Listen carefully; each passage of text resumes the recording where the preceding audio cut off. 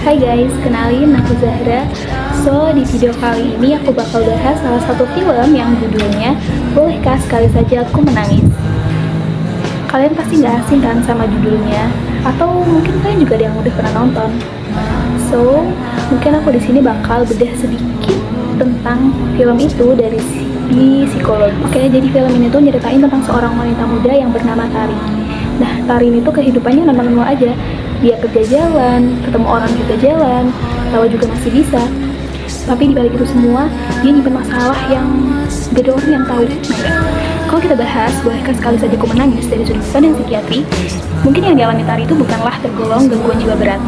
Dia masih bisa lihat realita, dia nggak lagi halusinasi, dia juga nggak kepikiran untuk bunuh diri. Tapi, justru di situ masalahnya. Kenapa? Karena dari luar dia kelihatan baik-baik aja, padahal batinnya sedang kelelahan. Nah, kalau dilihat dari kacamata psikiatri, kondisi Tari itu paling pas disebut distress psikologis dengan gejala depresi. Dia bukan sekedar sedih, tapi hidup dengan perasaan sedih yang dipendam terus-menerus. Secara klinis kelihatan efeknya terhambat, sering menyalahkan diri sendiri, copingnya pasif, lebih memilih diam, dan menahan emosi. Kalau diklasifikasikan, kondisi Tari paling mendekati episode depresi ringan dalam PPDKJ dan ICD-11. Atau dalam DSM-5 biasa disebut Other Specific Depressive Disorder. Gejalanya nyata dan bermakna secara klinis, tapi belum cukup berat untuk disebut sebagai depresi mayor.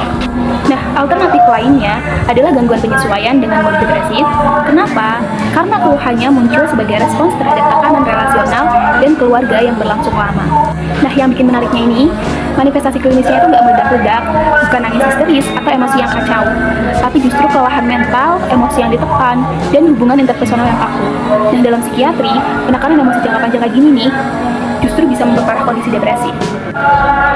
Nah, faktor yang mempengaruhi kondisi Tari, terutama faktor psikososial, seperti trauma, pola asuh yang invalidatif, dan budaya yang menuntut seseorang untuk selalu terlihat kuat.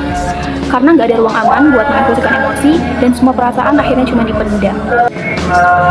Oke, jadi menangis itu bukan gejala jiwa ya teman-teman, tapi justru ketidakmampuan mengekspresikan emosi adalah tanda distress psikologis, yang mana menangis bagi Tari itu bukan tanda runtuh, tapi tanda awal dari pemulihan. Dan penting banget buat diingat kalau gangguan depresi ringan dan gangguan penyesuaian ini tuh kondisi yang paling sering kita temui, tapi juga sering banget disepelekan. Maka dari itu, tugas kita itu memperhatikan lingkungan sekitar kita, apa yang sedang mereka rasakan, atau mungkin hanya sekedar bertanya, bagaimana kabarmu hari ini? Mungkin itu akan sedikit membuatnya lega dan membuatnya mau untuk bercerita. Oke, bye-bye.